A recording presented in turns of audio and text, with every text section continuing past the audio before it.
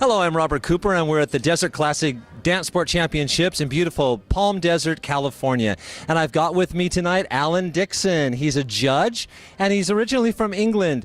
Just want to ask you a couple of questions about your perspective on judging various competitions. When you're out there doing an open professional event, what are you looking for?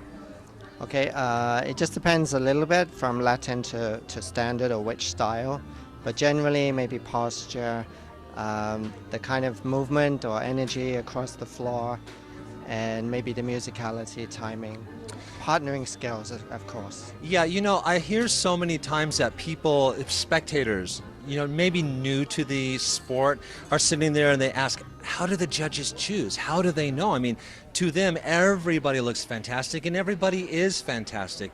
But there are those that have a certain edge that get them to the higher ranks. What do you think that is? Is it more practice? Is it better technique?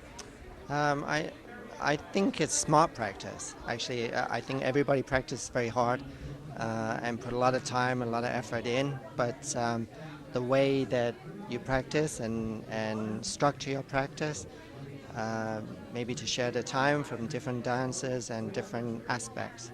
Smart practice. It's a very, very interesting aspect. I like that.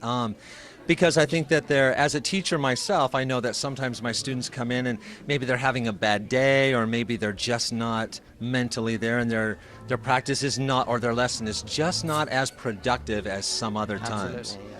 So I think as a professional out there competing, you really have to be on the top of your game, and by being on top of your game is being wise. Yes. The time you have. Especially if you're traveling from comp to comp and to different parts of the world, you know, with jet lag and that type of thing, you need to make your time very smart, you know, when you're practicing. Okay, let's talk a little bit about the Pro-Am events.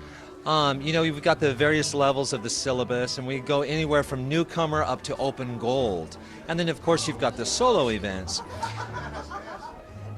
What do you look for in a newcomer event? Obviously these people are brand new, not dancing very long, and butterflies are going and they're nervous. And how do you justify in your head where the nervousness stops and where the technique comes in or the musicality comes in? I mean, how do you do that?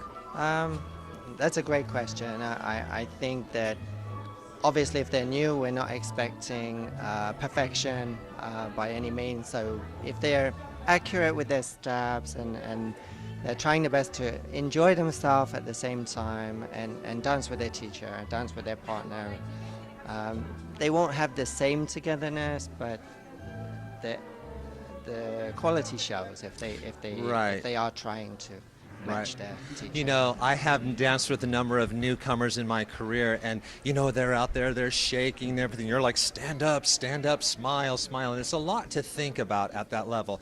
But as they continue to progress into the various levels of this syllabi, or from syllabus to syllabus, level to level, you start to see the maturity of the dancer starting to come out, and they start to calm down and that type of thing. So obviously, when you get to a silver or a gold level, it's going to change. Your perspective is going to change. You're going to expect a little bit more from them. Absolutely, yes. Talk a little bit about maybe the gold levels. Well, now I'm expecting to see the student almost become a partner and really do their share of the dancing as well, and become aware that you know, the teacher can only help you so much. From that point on, the students have to do it as well. So. Oh, hold on a second. I love what you just said. You know, the teacher can only help you so much, but then it's the responsibility of the student. And I think that goes back to a lot of things where they have to think more cognitively about it, listen more, listen audibly and physically to their teacher or to their partner. I really like that. Talk to me about when you get into a final, let's say a rising star final. Okay, and you've got a lot of good people out there. What's going to make the first place different from the second place? Is it interpretation? Is it? I think it's if they practice well and they understand the technical aspects, they have a little bit more time to dance to the music maybe, rather than getting through their choreography. They have just a little bit more polish to the performance. Right. I think that's a very good point too.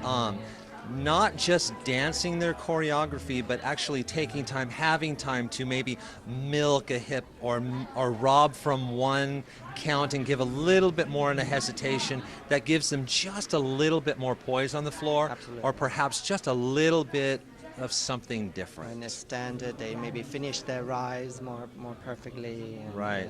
or finish their lines. I like what you're saying, finishing lines, finishing the rise. I think a lot of times we tend to just dance, and we're not really dancing with the technique. We're just kind of going through the routine that we know, or whatever, but really putting it all together. I think that's probably the key. And you keep coming back to a specific topic about partnershiping. The connection between the two is very, very important. Well, to me, that's the essence of ballroom dancing. If we're doing ballroom, it's man and woman, and it's how they work together, how they communicate, of course not audibly, but through their weight and through their Right. lead and their actions. Well, then the language of dance is physical rather than verbal Exactly. hearing.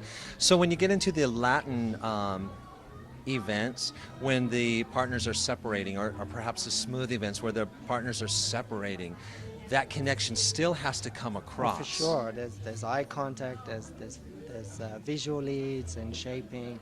Right. To let the lady know where you want them to go, and Right. so on.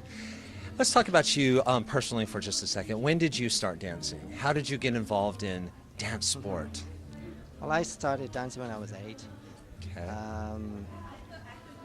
A good question. Just a family friend, and I got dragged down to dance as the boy. Absolutely. But I loved it, and I've kept it as my career. It's been a great career for me. Yeah, you've had a pretty illustrious career yourself. That's very nice.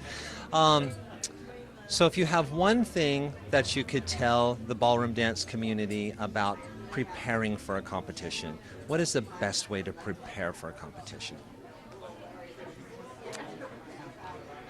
I guess it's to keep calm and just know that either your teacher or your own practice, you're well prepared. If you're well prepared, you're confident. Right, And probably absolutely. I know if we go to competition, we're not quite ready.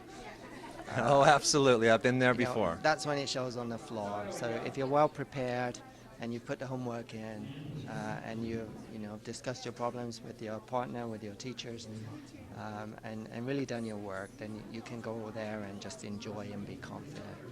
Let's ask you one more question, then I'll let you go. I know you're busy this weekend, over 6,000 entries at this competition. It's very, very large. A great. Yeah, it's a fantastic comp. I keep coming back to this topic of it being a vacation or a destination competition. I mean, this beautiful hotel, wonderful people, and a lot of entries. So I know you've got your work cut out as a judge for you.